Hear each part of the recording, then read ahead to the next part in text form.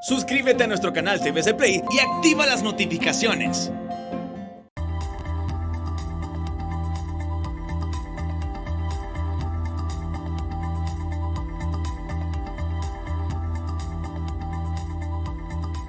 Muy buenas, bienvenidos al banquillo, gracias por estar con nosotros. Revisamos con nuestro invitado de hoy la situación económica y social de nuestro país.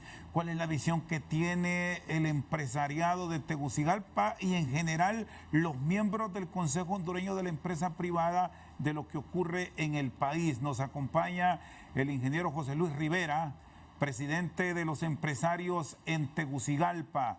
Gracias por acompañarnos, ingeniero.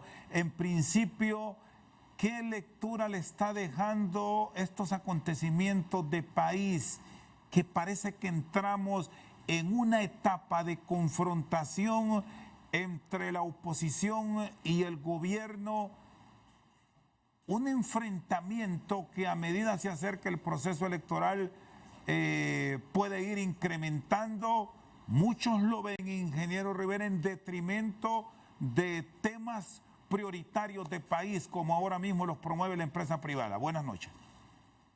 Buenas noches, Chendo. Siempre un honor estar contigo y un honor poder presentarme ante el pueblo hondureño que hoy nos escucha y nos mira. Bueno, todos los procesos electorales tenemos contendientes y creo que no va a ser diferente al anterior, ¿no? Tenemos una sociedad polarizada, la hemos visto. Desgraciadamente, todos quieren el bien por el país, pero en algunos casos alguna buena idea de uno es negada por el otro, aunque pueda que sea, como digo, buena idea. Y creo que se va a ir acrecentando, desgraciadamente, hasta que podamos concluir en finales de noviembre con las elecciones que espero se lleven a cabo de una forma transparente, clara y que nos den un ganador en el que podamos confiar es el escogido por el pueblo. ¿Les satisface como sector privado lo que estamos escuchando de los políticos o aún tienen una enorme deuda, sobre todo aquellos que deberían tener una propuesta más sólida por el respaldo popular que a priori se entiende están generando en la población? Bueno, Chenda, históricamente todos tienen deuda con todos nosotros y lo hemos visto, ¿no? Hoy estaba viendo algunas cortos de promesas de campaña de diferentes candidatos cuando eran candidatos, cuando llegan a la presidencia, desgraciadamente no cumplen en la totalidad de lo que prometen. Y esto no es diferente, ¿no? Todos vemos que es generar empleos, reducir deuda, todos dicen lo general que todos deseamos. ¿Cómo lo van a hacer? Es lo que no nos dicen. Necesitamos tener rutas claras de qué es lo que se necesita. Como empresa privada, a través del tiempo hemos planteado diferentes iniciativas, planteamos cómo la vemos desde el lado productivo, qué necesitamos y desgraciadamente en muchos casos son oídos sordos, ¿no? Es tirar agua al mar y al final son disposiciones políticas las que desgraciadamente rigen la forma de gobierno de muchos de ellos. ¿Cuáles deben ser ahora mismo aspectos? Sí, ingeniero, ¿cuáles deben ser ahora mismo aspectos prioritarios que ustedes como sector privado los están reclamando y que se deben presentar y que incluso se puede pensar hasta en un pacto para que lo que prometen hoy lo cumplan siendo gobierno y a toda escala? Porque si bien tendremos un titular del Ejecutivo, habrá fuerzas políticas de diferentes organizaciones políticas representadas en el Congreso Nacional, que es el ente del Estado político donde se discute y se promueve el desarrollo pleno de país. Mira, lo perfecto sería de que todos ellos presenten sus planes y sus compromisos, los firmaran. Podría ser en varios países la accountability, que se llama, esa rendición de cuentas, es muy seguida, es muy estrechamente vigilada, ¿no? En los nuestros, una vez que, como te digo, llegan al poder, básicamente van por su lado, generan sus propias políticas de acuerdo a su conveniencia, y respetan el Estado de Derecho, y respetan la mayoría de esas promesas o no las cumplen. Entonces, ¿qué ha pasado a través del tiempo? Ya la clase política ya no tiene ese respeto de parte de todos nosotros, ¿no? Y muchos lo vemos en el abstencionismo. ¿Sabes? En una de las encuestas que vi, el ninguno es el candidato que gana. 33% de las personas, un tercio de la población, no saben por quién van a votar o si van a votar. Y vemos las demás todas divididas y, como te digo, ya creer en los políticos no es algo que está desgraciadamente en nuestro ADN actualmente, ¿no? Sí, ¿por qué se les está perdiendo el respeto, que es uno de los elementos que usted me comparte? ¿Qué deberán plantear para que haya credibilidad hacia ellos por parte de un sector, el sector privado, para ser puntual, que a pesar de la crisis de la pandemia ha sostenido la economía del país? Mira, el respeto al Estado de Derecho. Lo otro es el combate a la corrupción. Eso es terrible.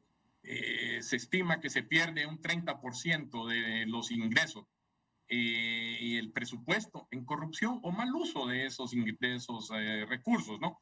Tenemos en los últimos años un incremento en la pobreza, se habla de entre 10 a 15%. Somos el país o el segundo país más pobre, aunque vi algunas cifras de Nicaragua que no son creíbles y pueda que estemos arriba de Nicaragua en ese sentido, pero eso no es consuelo. Tenemos un país rico, tenemos un país con recursos, tenemos un país con una ubicación geográfica que podría ser o crearnos ventajas sobre los demás países centroamericanos. Y a través del tiempo no hemos podido sacarle realmente una verdadera ventaja que vaya en beneficio de nuestros ciudadanos. Entonces, te digo, llegar a un acuerdo nacional lo veo difícil. Estamos tan polarizados que nos descalificamos unos a otros. Seguimos siendo hondureños y seguiremos siendo hondureños. Señores, vamos a tener que aprender a trabajar juntos si queremos sacar esta nación de la pobreza en que ha estado sumergida y continúan casi históricamente, ¿no? ¿Estamos poniendo un alto o si lo planteamos en términos que la población de tierra adentro lo entienda, con estas acciones y actitudes que se están observando de cierre del presente periodo de gobierno, corriendo la inversión? Mira, la inversión es, como dicen, cobarde, ¿no? Va a donde se les ofrecen mejores condiciones. Y el país históricamente no ha ofrecido las mejores condiciones, llamémosle políticas. Te digo, geográficas es fantástico, de recursos es fantástica, pero las otras condiciones no están presentes, ¿no? En cuestión de impuestos, creemos que seguir exprimiendo al empresariado es la forma de crecer. No lo es. Nosotros somos los que generamos la mayor cantidad de empleos, sino digamos la casi totalidad de los empleos y los recursos para que los empleos estatales sean cancelados. Y te digo, no, ahorita, después de una pandemia mundial con que ha afectado, te digo, a la mayor cantidad de población, los países que están resurgiendo en estos momentos son los que han manejado mejores sus políticas sanitarias. Y Honduras, desgraciadamente, no lo es. Creo que vamos a ser el último o de los últimos países que los inversionistas extranjeros se van a fijar para regresar o para siquiera venir a ver si hay oportunidades. Y eso, desgraciadamente, nos va a afectar enormemente, ¿no? ¿Por qué? Porque también tenemos capitales locales que tienen el miedo de invertir por esa inseguridad política, esa inseguridad que este proceso electoral nos está dando. Y lo vemos reflejado también en los depósitos en los bancos, ¿no? Nadie mueve su dinero. Y te digo, todo es reflejo de la situación económica y sanitaria actual. ¿Qué tanto se ha contenido la inversión en este año que en medio de la pandemia hemos notado un poco más de dinámica en la economía, desde luego con la comparación del 2020, donde hubo meses totalmente en rojo para el inversionista? Mira, estamos en reapertura y en un proceso inicial de recuperación, ¿no? Todavía creo que nos estamos arriesgando mucho, saliendo a trabajar como que todo está normal, y lo hemos reflejado en los índices en las últimas semanas de contagio, ¿no? El hondureño es valiente, la necesidad también es creadora de esos riesgos, y vemos aparentemente una economía que está en proceso de recuperación.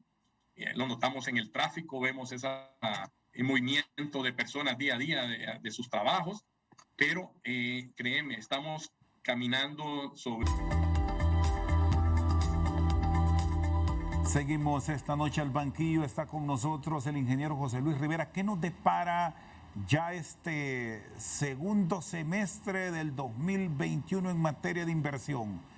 ¿Es un año de una recuperación leve o ya están más enfocados en proyectos de cara al próximo cuatrienio de país?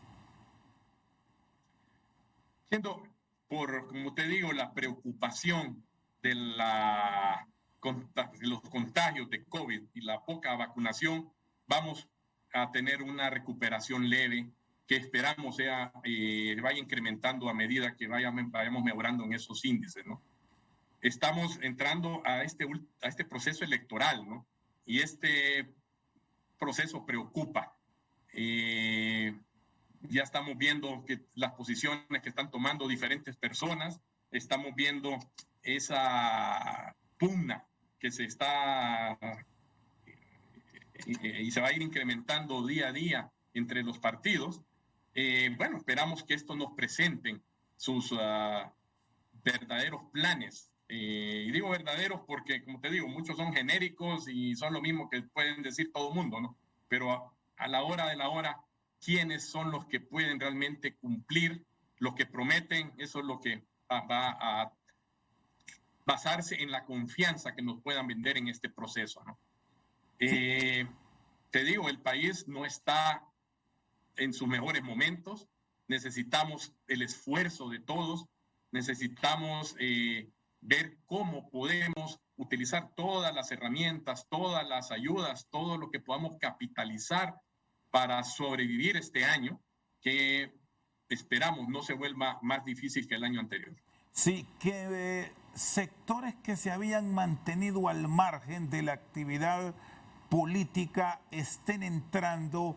¿Qué cambios le podrían representar al desarrollo del país? Le planteo esto, ingeniero Rivera, porque su par sanpedrano hoy ha hecho público su incorporación ya de lleno a una campaña política. Hablamos de don Pedro Barquero, que ha decidido incursionar en el mundo de la política vernácula. ¿Es bueno eso para el adesentamiento de la política tan cuestionada en el país? Chendo, todos agarramos y tomamos trincheras desde donde queremos luchar por nuestro país, ¿no? Pedro ha venido por muchos años luchando desde la empresa privada, escogió esta trinchera de la parte política. Interesante, él conoce el dolor, digamos, que tenemos desde el sector privado. Esperemos pueda ser importante en el futuro para ir definiendo y crear políticas que puedan realmente ayudarnos. Como te digo, cada quien toma sus trincheras y le deseamos lo mejor a él y esperamos que en un futuro, como te digo, si otras personas deciden unirse, bienvenidos, ¿no? Son decisiones personales, y todas, estoy seguro, van encaminadas al bien del país. Hablando de estos procesos de recuperación que todo el mundo los espera, sobre todo economías con crecimientos económicos leves como las centroamericanas, ¿qué cuidado se debe mantener a nivel del Estado en las políticas salariales? Hemos escuchado recién de sectores ligados a la iniciativa privada en diferentes rubros que complicará su desenvolvimiento normal en estos últimos meses del año, 6 para ser puntuales, esta revisión del salario mínimo. ¿Qué cuidados se deberán tener para que la medicina no nos resulte peor que la enfermedad?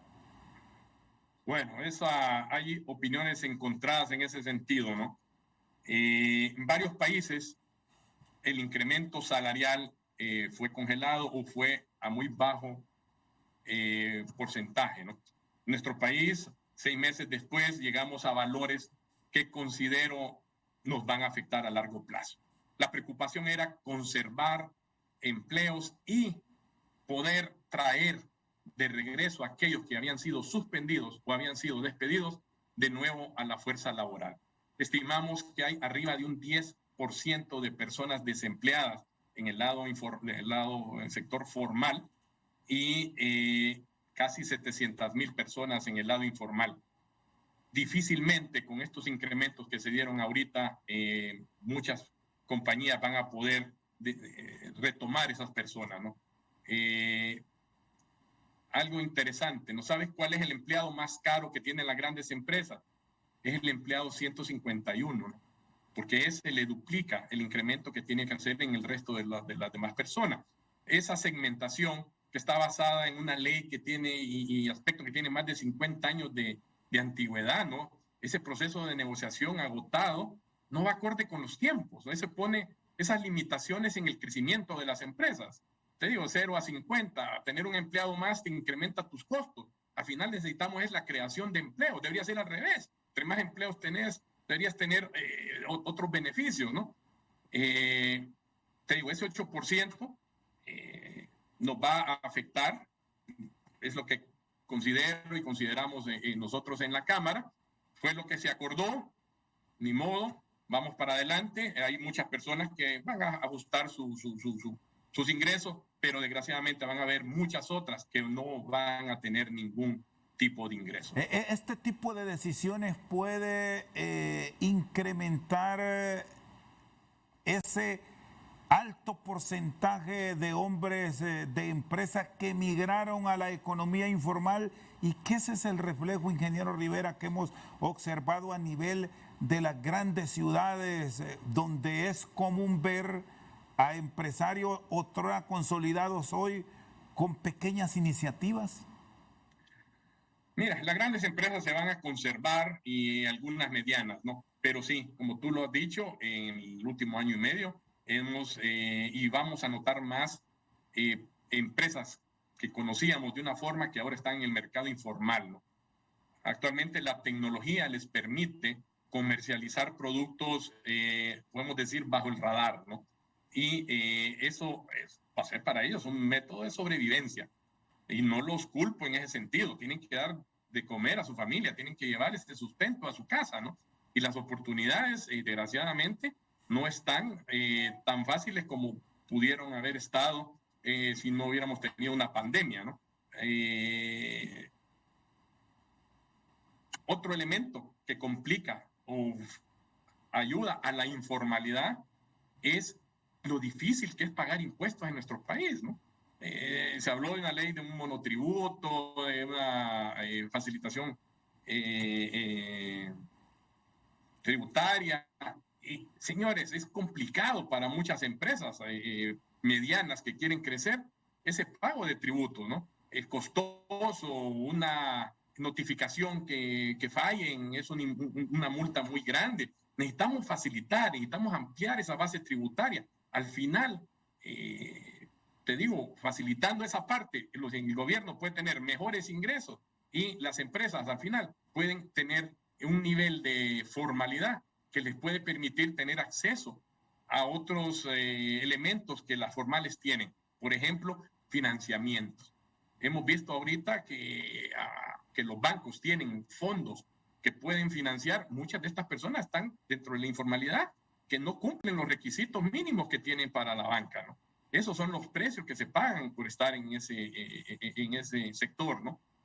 Necesitamos, como te digo, facilitarle la vida a todas las personas que quieran tener emprendimientos o tienen negocios caminando para poder ir sumando en vez de ir restando como está pasando en estos momentos. ¿Y qué pasó, ingeniero Rivera, con la tan llevada y traída simplificación administrativa? ¿Que se sigue siendo un reclamo permanente o esperan que en esas jugadas típicas de los políticos les aparezcan en estos días con un proyecto o una propuesta macro de alivios?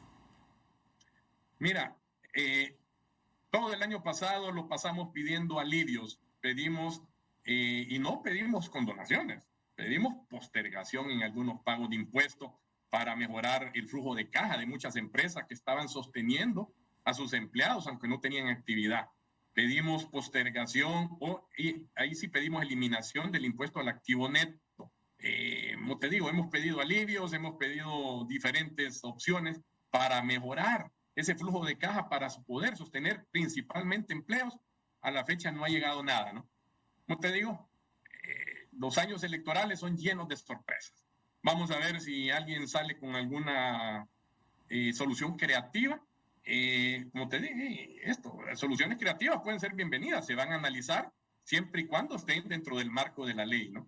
Eso es lo que preocupa. Necesitamos respetar siempre ese Estado de Derecho. Por cierto, estamos a las puertas de el pago a cuentas.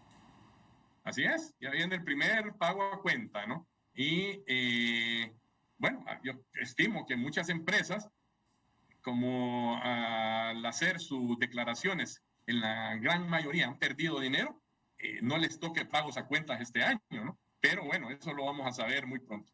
Y de ese tema han tenido planteamientos, han tenido acercamientos, porque habrá unas que sí tendrán que ir con este tributo en medio de las dificultades que se han vivido. Yo recuerdo que del pasado, y ya usted lo planteaba, solicitaron no condonar, sino prórrogas. ¿Es posible que estos términos ahora sean escuchados o lo ven difícil? Mira, lo vemos difícil, lo vemos muy difícil, ¿no? Ahorita, como tú lo mencionaste hace un momento, está el sentimiento falso de que estamos en un proceso de recuperación, el cual no es cierto. Estamos todavía sobreviviendo, estamos con esa espada de la pandemia todavía sobre nuestras cabezas y esperamos no se nos agrave. Y si en aquel momento que estábamos cerrados con un dígito, 10% de la población trabajando, no se nos escuchó, no veo ahorita, a menos que sea, como te digo, con fines políticos, que se quieran escuchar algunas de las solicitudes que se han hecho a través del COEP principalmente, ¿no? Y, como te digo, puede ser bienvenido si son opciones que pueden ayudar a, uno, conservar empleos, dos, permitir una recuperación de muchas de estas empresas que están o ya han cerrado, ¿no? José Luis Rivera, presidente de la Cámara de Comercio e Industrias de Tegucigalpa, con nosotros al banquillo. Vamos a una pausa, ya regresamos.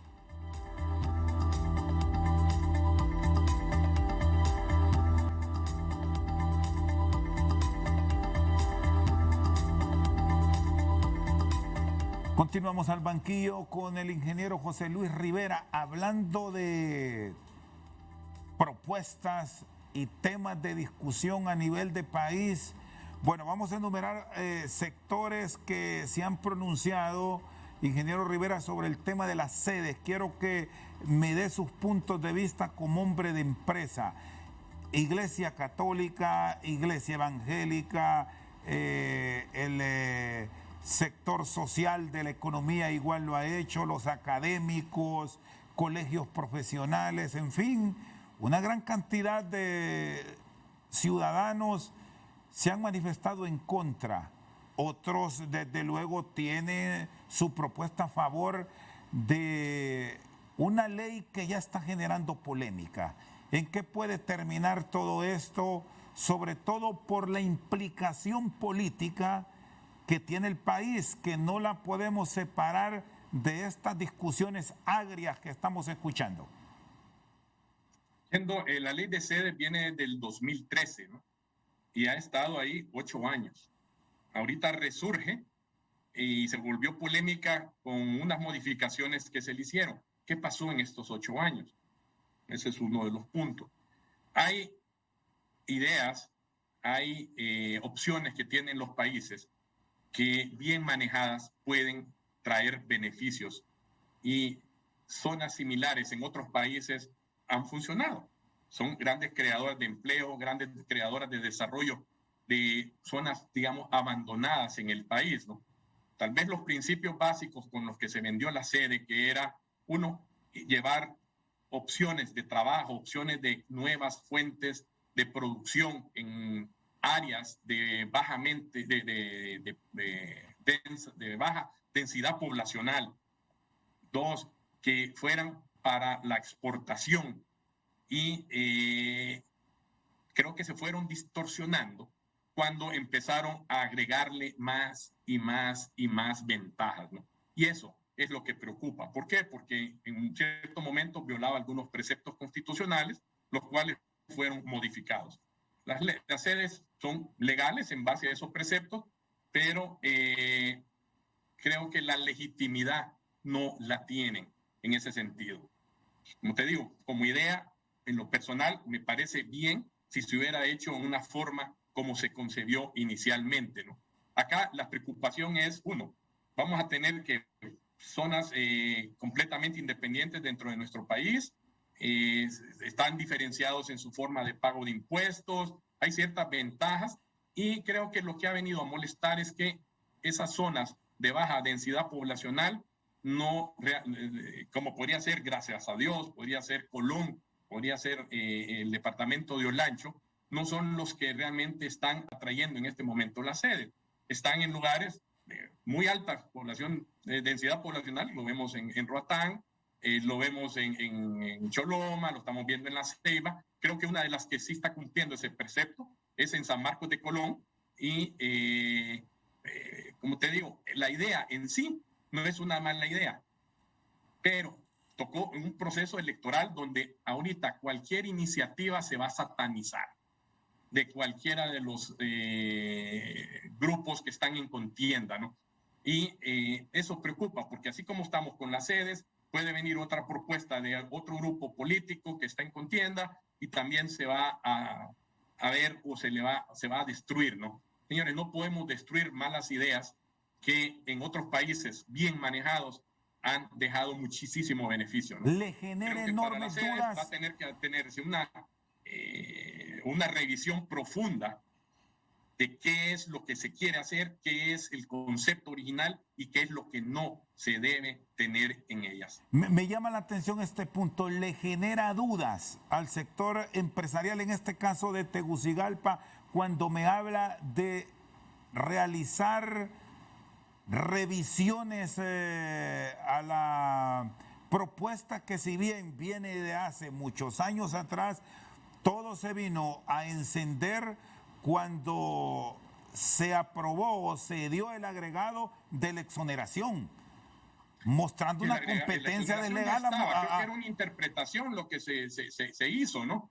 Entonces, como te digo, ahorita cualquier elemento que cree controversia, especialmente en un gobierno que tiene muy poca popularidad, créeme, va a ser utilizada en su contra, ¿no?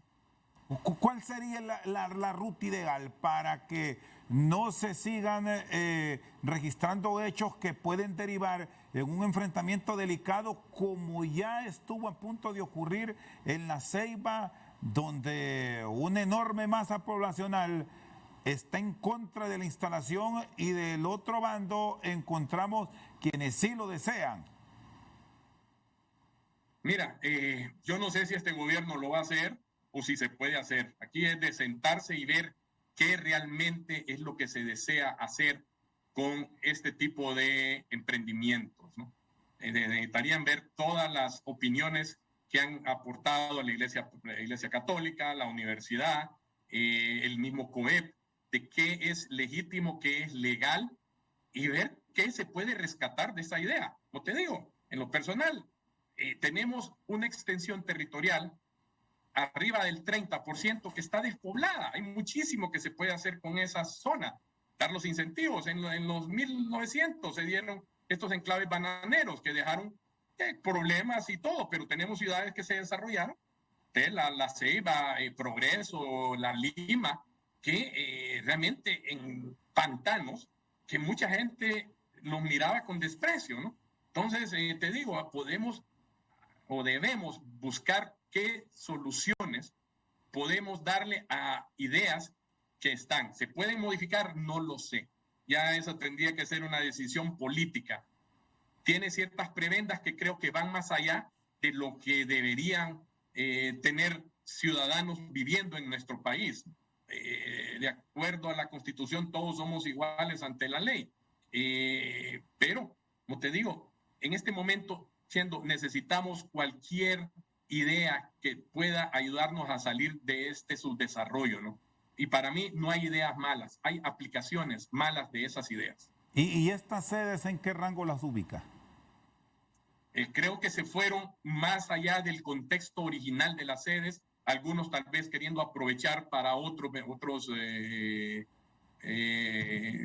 tener otros beneficios, así que crearon más bien un problema en vez de crear realmente una solución como se esperaba de un inicio. ¿Le genera una competencia a los inversionistas locales que han apostado al país en medio de las dificultades de los últimos 16, 17 meses?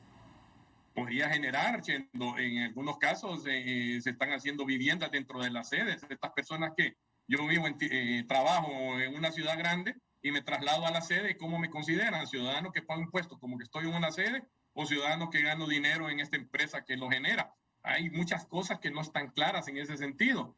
Son para exportación, de acuerdo a la ley original, pero hay ciertos elementos que pueden permitir que gente aprovechada le saque ventajas allá, que creen una competencia desleal.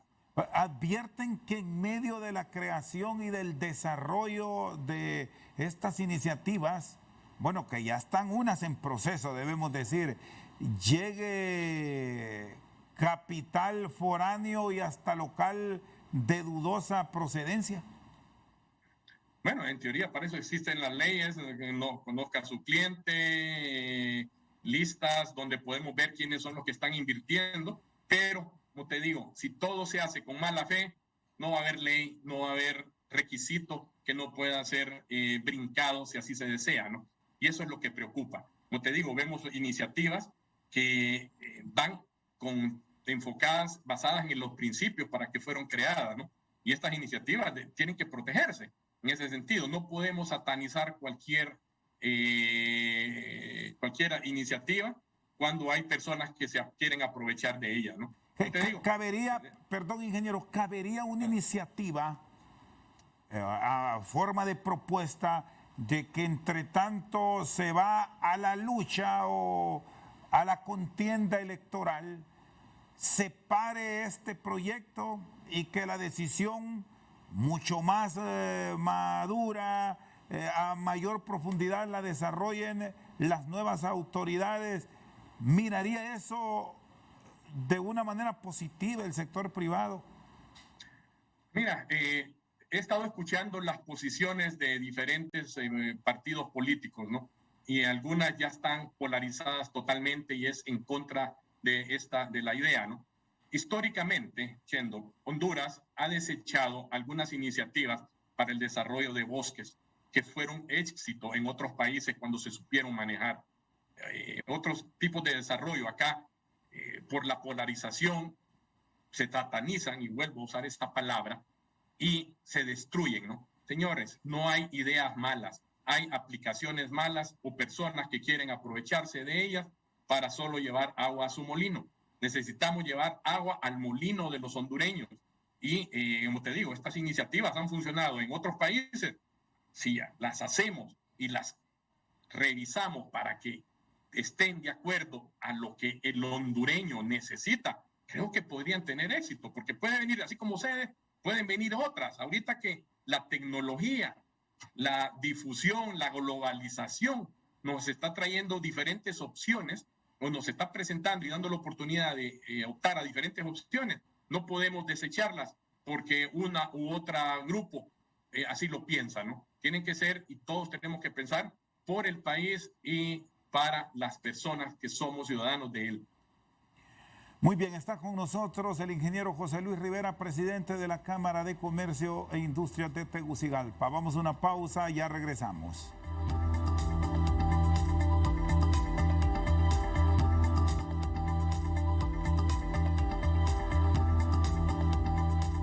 Seguimos al banquillo con el ingeniero José Luis Rivera. Hemos estado experimentando en las últimas horas mucha violencia criminal en todo el territorio nacional.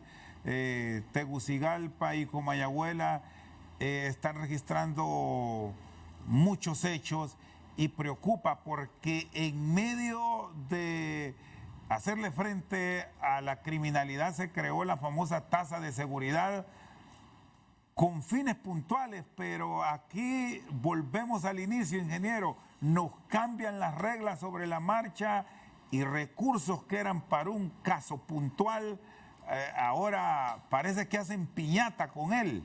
¿Qué visión tiene? ¿Cómo enfrentar un tema que más allá del tema de salud y educación, que son prioridad para el país, no debemos descuidar el tema seguridad porque va íntimamente ligado a inversión? Así es, Chendo, y esa es una de las preocupaciones que hemos tenido a lo largo de la pandemia, ¿no? Entre la necesidad, el desempleo, estos son disparadores de lo que es la violencia, de lo que es el crimen, y esto le sumamos lo que es narcotráfico, que consideramos que todavía está presente, porque lo hemos visto en las últimas noticias, ¿no? Encontrando personas transportando drogas y todo lo demás, ¿no? Y, como te digo, es una preocupación enorme, ¿no? Parte de la tasa de seguridad, vamos a lo que es el hecho en sí, es para mí como darle una Panadol a las personas que tienen alta temperatura, ¿no? Señores, busquemos cuál es el motivo que genera esa alta temperatura, ¿no? Y en nuestro país, de nuevo, es el desempleo. Esa generación de oportunidades para las personas es la que no vemos en una forma que sea incentivada por el gobierno para poder ayudar. Un país con empleo, vemos que sus índices de violencia, sus índices de criminalidad bajan, ¿no? Como te digo, tenemos esta tasa de seguridad. El año pasado, bueno, dicen que se les ha caído y hay compromisos contraídos de los años anteriores y no hay forma de saber cómo es su manejo, está bajo secretividad. Así que, ¿qué nos queda más que, bueno, ver hasta dónde puede realmente ayudar a combatir esos altos índices de criminalidad que creo van a volver a nuestro país, ¿no? Lo vimos, una masacre hace unos días, bueno, varias masacres en diferentes ciudades. Hace un momento estaba viendo en las noticias un crimen en Choluteca. No sabemos si son pasionales, si son por drogas y lo demás, pero ya lo estamos viendo de nuevo en zonas periféricas de la ciudad, ¿no? Y esa es la preocupación. La gente sin empleo se desespera, busca el sustento o lo tienen como excusa para buscarlo de una forma que no es la correcta. Debería ser objeto de una profunda revisión, quitarle esa secretividad para que en aras de la transparencia, porque aquí contribuye todo el ciudadano, la empresa privada tiene una alta carga de igual forma, enterarse de cómo están destinándose los recursos para las compras varias y las asignaciones varias de las que habla el Ejecutivo, ingeniero. Bueno, Chendo, hay un dicho que dice: quien nada debe, nada teme, ¿no? Creo que la secretividad puede llegar hasta cierto punto. No estamos esperando que se nos ponga a disposición cuáles son las estrategias que van a usar para combatir el crimen, pero lo que es el manejo, por lo menos a cifras grandes, eso debería ser y estar a la disposición en todas y cada una de las dependencias del gobierno. Es nuestro dinero, Chendo, es el tuyo, el mío, el de todas las personas que pagamos impuestos, ya sea de la renta o ese impuesto general que es el impuesto sobre venta. Señores, tienen que rendirnos cuentas. Nosotros pagamos esos salarios de todos ustedes. Nosotros esperamos tener esos beneficios que se nos prometen cuando se nos imponen este tipo de tributos, ¿no? Así que, te digo, hay elementos que deben estar a la luz pública. Esa rendición de cuentas, creo que todos y cada uno de nosotros lo tenemos que hacer, ¿no? Consideramos que lo estamos haciendo bien. Es decir, términos relacionados con gastos, inversión pública, obras de infraestructura, compra de vehículos que ha generado tanta polémica con el manejo de la tasa de seguridad, alquiler, que son otros temas que también los han manejado a nivel de la Cámara de Comercio e Industrias de Tegucigalpa. Estos asuntos deben ser públicos, ingeniero. Mira, considero que muchos de estos asuntos deben ser públicos y tal vez ser presentados a la ciudadanía de tiempo en tiempo, ¿no? Como te digo, es el dinero que todos estamos aportando día a día con nuestras transacciones lo que hace que eso sea una realidad en ese sentido, ¿no? Sí, estamos cerrando, ingeniero. ¿Cómo va la proyección de inversión en la capital? Hay mucha obra pública y mucha obra privada, pero llama la atención encontrar muchos desarrollos ya finalizados, donde se está promoviendo venta, alquiler por otro lado, mucha oferta. Sí, Chendo, eso lo vemos. Creo que la Chico podría darnos una idea más clara de cómo está la situación de construcción, ¿no? Como tú lo dices, hemos notado que hay casas de alquiler en muchos lugares, hay negocios o locales de negocios que están también en alquiler o en venta. Eso no incentiva que se creen o surjan nuevos emprendimientos, nuevos edificios. Sí vemos en inversión pública algunas obras dentro de la capital y en carreteras que se están llevando a cabo. Muy bien, eso fue lo que prometió el gobierno con su presupuesto de 280,000 millones, dedicarlos mucho a inversión pública para la creación y poder paliar un poco lo que es el desempleo que hay en nuestro país, ¿no? Pero, te digo, no está tomando el ritmo que todos damos. Y de nuevo, producto de la pandemia, ¿no? Necesitamos vacunar más personas al día. Necesitamos que esas 4 o 14 millones de vacunas que el gobierno ha dicho que ya ha firmado y que vienen en camino lleguen al país. Vamos a tener que tener un ritmo de arriba de 20,000 personas al día, si no más, para poder llegar al 70%, que es el número ideal recomendado por las organizaciones mundiales de salud, para poder alcanzar esa tranquilidad y esa inmunidad de rebaño que nos van a permitir vivir en tranquilidad. Recuerda que construcción hay acercamiento, hacinamiento, hay mucho transporte de personas. Son rubros altamente riesgosos en el sentido de contagio, ¿no? Y yo sé que muchas personas tienen esa preocupación. Así que, como te digo, tenemos un trabajo duro que hacer en conjunto y más duro el del gobierno de poner y cumplirnos con ese beneficio de salud a través de las vacunas que tanto se ha hablado. Hasta hoy hay deuda en el tema de la vacunación. Hasta hoy hay deuda, Chendo, esperamos se vaya solventando día a día. Ingeniero, le agradezco por su tiempo, muy gentil. No, gracias, Chendo, por la plática y esperamos siempre, como te digo, estar a la orden para platicar sobre los temas del país, ¿no? A medida que se acerque el año y lleguemos a esa carrera final, a la final de esa carrera política, creo que vamos a tener pláticas cada día más cercanas o frecuentes, ¿no? Así que un saludo a todos y muy buenas noches a nuestro público. Muchísimas gracias. El ingeniero José Luis Rivera, presidente de la Cámara de Comercio e Industrias de Tegucigalpa, con nosotros al banquillo. Por su sintonía, muchas gracias.